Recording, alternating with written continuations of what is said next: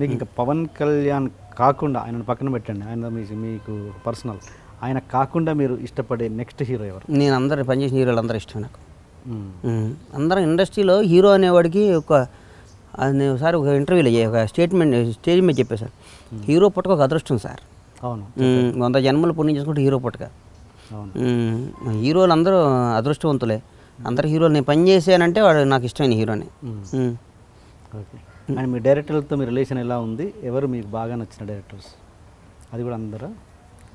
నాకు నిజంగా బేసిక్గా నేను పనిచేసిన డైరెక్టర్లు అందరిలో ఇప్పుడు ఈ మధ్య కాదు కానీ ముందు అసలు పూరి అంటే నాకు ఇష్టం సార్. ఓకే, బాగా. ఈ మధ్య ఇప్పుడు ఈ మధ్య ఫస్ట్ నాకు పూరి అంటే ఇష్టం. తర్వాత నేను పనిచేసిన డైరెక్టర్లో బాగా తప్పన 80% ఇట్టు కొట్టాలని డైరెక్టర్లో హరీష్ శంకర్, సీను ఇట్లా.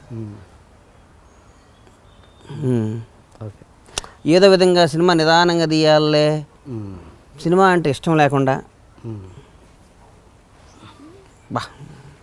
ఒక డైరెక్టర్తో పనిచేసాను నేను. డైరెక్టర్ ఏడుపు వచ్చేది. ఆ డైరెక్టర్ పేరు చెప్పను, ఎందుకు ఆడు పొట్ట కొట్టడం నాకు ఇష్టం లేదు. ఏడుపు వచ్చేది, అమ్మ వీడితో సినిమా తీస్తున్నాను నేను దాన్ని ఫీల్ అయ్యేవాడిని. ఓకే. కర్మ.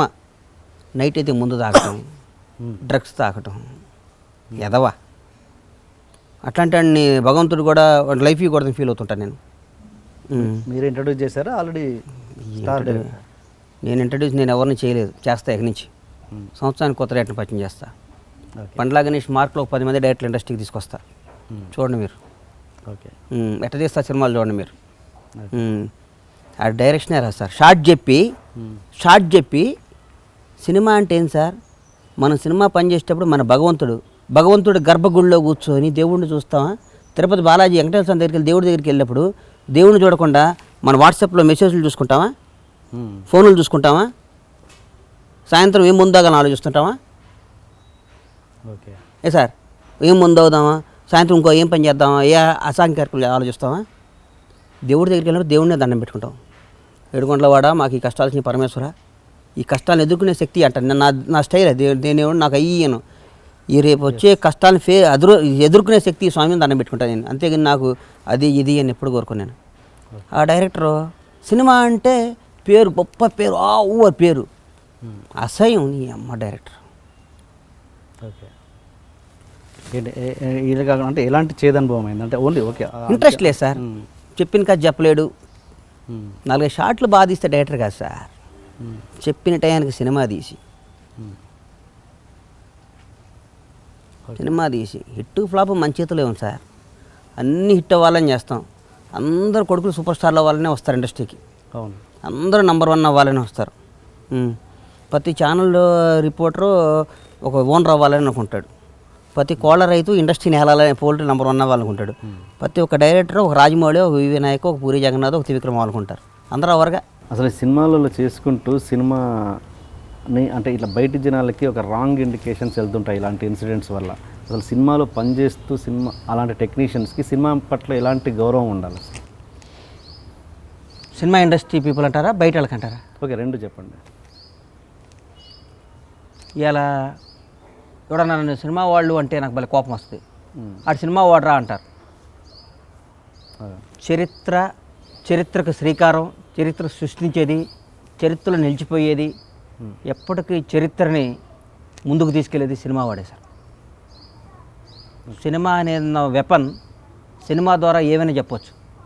ఓకే. సినిమా ఇండస్ట్రీలో ఉన్న వాళ్ళకు ఉన్న గుర్తింపు, సినిమా ఇండస్ట్రీలో ఉన్న తృప్తి దేంట్లో ఉండదు. ఓకే. ఉదాహరణ ఒకసారి చెప్తా. నా గబ్బర్ సింగ్ రిలీజ్ అయిన టైం నేను పెద్ద పెళ్ళికి వెళ్ళాను.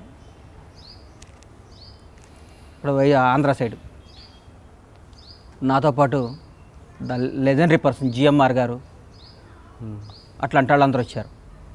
పెద్ద పెద్ద ఆల్ మీడియా మంత్రులు అందరూ వచ్చారు. ఆ పెళ్ళికి నేను వెళ్తుంటే ప్రతి ఒక్కళ్ళు నా దగ్గరికి వచ్చి బండ్లా గణేష్ అరుపులు సెకండ్లు. జిఎంఆర్ వాళ్ళ ముందు మనం ఎంత సార్, వాళ్ళ ముందు నేను ఎంత? అది సినిమా పవర్. సినిమాలో పనిచేసేవాడు కూడా సినిమాని గౌరవించకపోతే, సినిమా ఏముందలే అనుకుంటే, ఏదో ఒకటి తీస్తే జనం చూస్తారులే, నేను గొప్పవాడిని, నేను మేకర్ని, నాకు నా సినిమాలు 50 ఏళ్ళు గుర్తుంటాయి. మన గురించి మనం ఎక్కువ ఊహించుకుంటే చచ్చిపోతాం సార్. మనకంటే ఎప్పుడు సినిమానే గొప్పది, దాన్ని ప్రేమించాలి, పూజించాలి. సినిమా ఇండస్ట్రీలో ఉన్నంతకాలం మన అమ్మా నాన్న మనం ఎంత గౌరవిస్తామో మన సినిమాను కూడా అంత గౌరవించాలి. అలాంటి వాళ్ళు ఉన్నారా ఇండస్ట్రీలో? నాకు తెలిసి ఉన్నారు సార్. సినిమాని గౌరవించి సినిమాని ప్రాణం ఒక త్రివిక్రమ్ శ్రీనివాస్. అలా గౌరవించకుండా చాలా మంది ఉన్నారు. ఒక డైరెక్టర్తో పనిచేసాను నేను. సినిమా అంటే రెస్పెక్ట్ ఉండదు.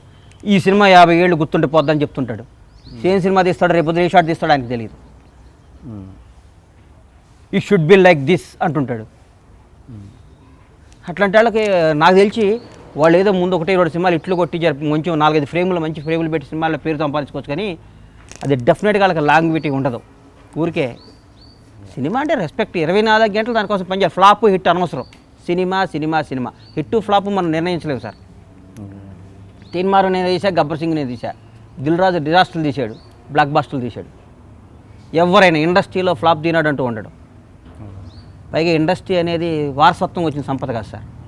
దాసనాథరావు గారి కంటే గొప్ప డైరెక్టర్ లేడు, రాఘవేంద్రరావు గారి కంటే గొప్ప డైరెక్టర్ లేరు. వాళ్ళ పిల్లలు సక్సెస్ అయ్యారా? రవితేజ ఫాదర్ ఎవరు?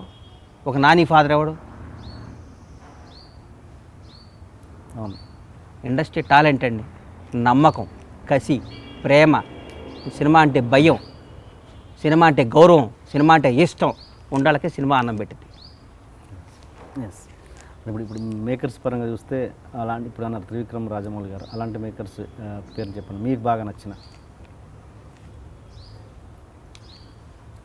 నాకు బాగా నచ్చిన మేకర్ మరి మీరు తప్పుగా అనుకోవద్దు.